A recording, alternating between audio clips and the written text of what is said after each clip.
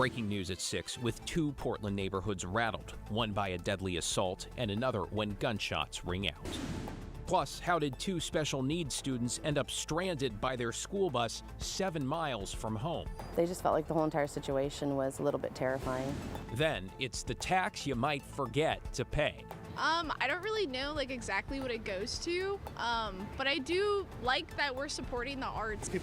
And Beaverton's Cameron Brink officially hits the big time, where the Stanford superstar will call home as she makes the leap to basketball pro.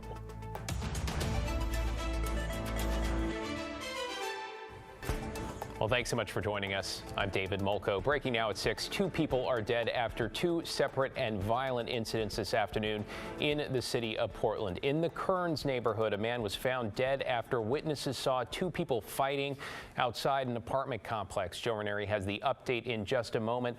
And then a short time later in southeast Portland, 2 people were shot, one of them fatally, along Powell Boulevard, not far from I-205. That is where we find Alma McCarty live with the very latest. Alma. David, yes, Portland police confirming this afternoon for us that 2 people were shot and one of them died at the scene around 2 o'clock. That's consistent with what neighbors have told us. They heard several gunshots around that time. As you said, I'm live on Southeast Powell, where this crime scene stretches for several blocks, really from 82nd Avenue all the way down to 92nd, while Portland police continue their investigation. But the shooting itself happened at 84th and Powell, a block or so down. We have learned that when officers first arrived, they found 2 adults, a man and a woman, who had been shot. The man was declared dead on scene, and officers say the second victim, the woman, was taken to the hospital with non-life-threatening injuries. Now, we moved around from where we originally were to other parts of the crime scene to get different vantage points, and what we ended up seeing was a car at that intersection, 84th and Powell, with several gunshots on the right side of it, and what appeared to be a body that was covered by a sheet. Now, all of this took place in a pretty busy part of town, near a restaurant, near a senior living community, a couple of businesses, and an office building this afternoon. At this point, though, no word on how long police are going to be out here and how long this road is going to be blocked off. It will be for a little bit longer, though, but we will keep you updated as we learn more and, of course, bring you the latest tonight at 11. For now, live in Southeast Portland, Alma McCarty, KGW News. All right, Alma, thank you for the update there. From there, let's head to Northeast Portland and a death investigation following a fight at an apartment complex near Gleason and 26th. Joe Ranieri has more on what police and neighbors are saying tonight. David, the scene out here in Northeast Portland has been cleared since a little after 4 o'clock this afternoon, but we can tell you when Portland police arrived out here earlier this afternoon, they found a man's body outside this apartment complex. Once police got out here, they found the person lying on the ground, and despite officers trying to save their life, the man died at the scene. The concerning part for neighbors who live in this Northeast Portland neighborhood is that this all happened in the middle of the day. One neighbor I spoke with said she heard that there was some kind of argument between 2 people and also heard a woman screaming before police arrived. It's nerve-wracking. I mean, I walk here every day with my dog. How long have you lived in the neighborhood? 3 years this summer. It's just been getting worse. And that's really scary. This neighborhood off Northeast Buxton Street was shut down for more than 4 hours. Police cleared the scene a little after 4 o'clock this afternoon. In Northeast Portland, Joe Ranieri, KGW News. In your headlines tonight, authorities have made an arrest in connection with a fatal shooting in Portland's Hazelwood neighborhood. Police say on April 1st, 2 men were shot in the parking lot of the Venue Gentlemen's Club at Southeast 99th and Stark. One of the victims, Mario Camel Harris, died from his injuries. Another was left with life-threatening injuries.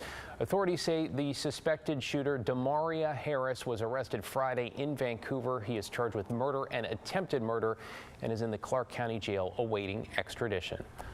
Also in Portland, police say they have identified the man who was shot and killed in the East Columbia neighborhood last week. 44-year-old Alejandro Mondragon died from his injuries by the time authorities had arrived. This was last Friday just after noon in an industrial area near MLK Boulevard and Gertz Road. No word on what led up to the shooting, and so far no arrests have been made.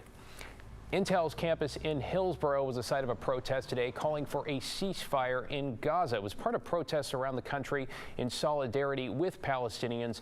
The group gathered at Intel in protest of business dealings with Israel, including an expansion of a chip manufacturing plant there. Meanwhile, in Lane County, protesters completely blocked all lanes of southbound I-5 through Eugene. State police say they halted traffic for about 45 minutes before troopers arrested dozens of protesters for disorderly conduct. They say one person was also carrying a gun. And federal help is on the way for recovery efforts after January's snow and ice storms. That is because President Biden approved Oregon Governor Tina Kotek's disaster declaration request, making federal funds available to state, local, and tribal governments. Funding is also available to some nonprofits to help repair and replace facilities that were damaged during January's blast of winter weather. Matt? We're getting a good blast of west wind out through the gorge in eastern Oregon. This is the Dalles right now. Sunshine becoming more prevalent as well, but still getting gusts of 35 miles an hour out there, gusts over 40 miles an hour farther east in the Columbia Basin. Those winds will settle down overnight. The clouds will continue to break up. As you can see, they really drop off just east of the Cascade Crest. That's why you see that solid line there. Fairly typical with onshore flow, strong onshore flow like we have today, and also typical that we'd get some showers out of that. But those are rapidly diminishing and they will be ending. Really, there's just a few left. The peak of the Coast Range up around Mount St. Helens, couple around Mount Hood. That's it. And I doubt we get much, if any, rain tomorrow. So we'll call it a partly sunny day. High temperatures climbing to the upper 50s. We've got warmer weather on the way after that. But before we get into the warm weather, we got a really cold morning on the way Wednesday. Frost advisories up, temperatures down at and below freezing. So more on that and how warm it's going to get later in the week in a bit. David, back to you. Hey, not too bad for spring. Thank you, Matt. Now at 6, we're taking a closer look at an unusual school bus ride for two sisters at Portland's Lincoln High, one that somehow left them stranded 7 miles from home. Thomas Schultz is live in Southwest Portland. So, Thomas, what happened here? Yeah, well, David, the two sisters, Ruby and Lucy, were doing what they do every day. They were getting on their bus after school. Now, the two have special needs, so they use a specialized bus in order to get back home to their Pearl District home every day. Though in this day, that didn't happen. Instead, they were taken to northeast Portland and dropped off 7 miles away. I waited around for a while thinking maybe they stayed for an after-school event.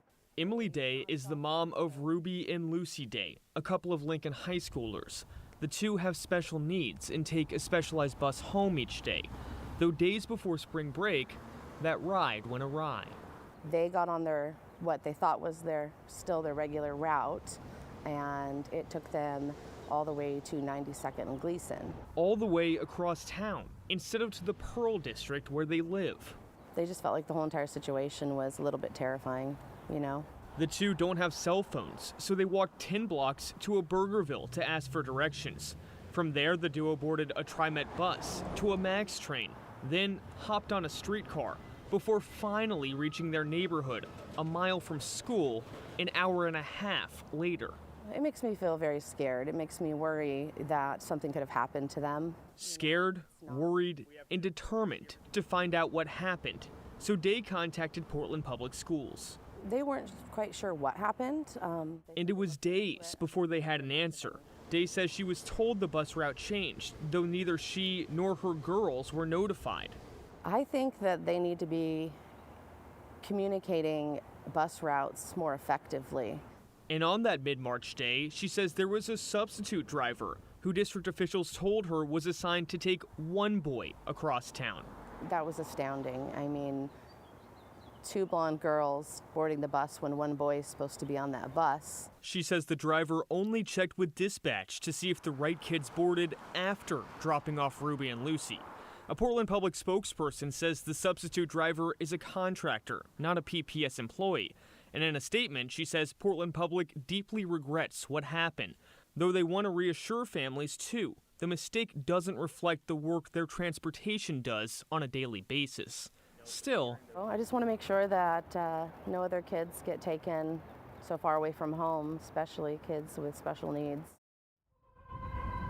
And Day says, too, that her 2 teenage daughters weren't comfortable speaking up, which, of course, could have played a factor here. And while she's relieved nothing happened and the kids were able to return home, she is understandably concerned about what could have happened to her teenage daughters. David? Yeah, understandably. I'm just glad they are both okay. Thank you, Thomas. A new state report on Oregon's gray wolf population is out, and while it shows they grew their territory a bit in 2023, their population growth has flattened out. The Oregon Department of Fish and Wildlife, ODFW, the count represents all the wolves they could verify through tracks, photos, or radio collars. They say the actual total is higher. What they found were 178 gray wolves in the state. That's the same number as 2022. Although Oregon did send 10 wolves to Colorado last year for a program there. The report also showed 36 known wolf deaths in Oregon, 33 of those human caused. 16 wolf killings were permitted by the state. 12 of the remainders appear to be from illegal shooting or poisoning. Now, these numbers are up significantly. One conservation group says this indicates Oregon is not up to date. When wolves are allowed to legally be killed, whether by an agency or through hunting seasons, that gives a signal to the public that wolves aren't so valuable after all. And so let's just go ahead and kill some more illegally. And that is what happens. In the report, ODFW described poaching as a growing concern. It says it's working with other agencies, including state police, to address it. We have a closer look tonight that's coming up at 6:30 on The Story.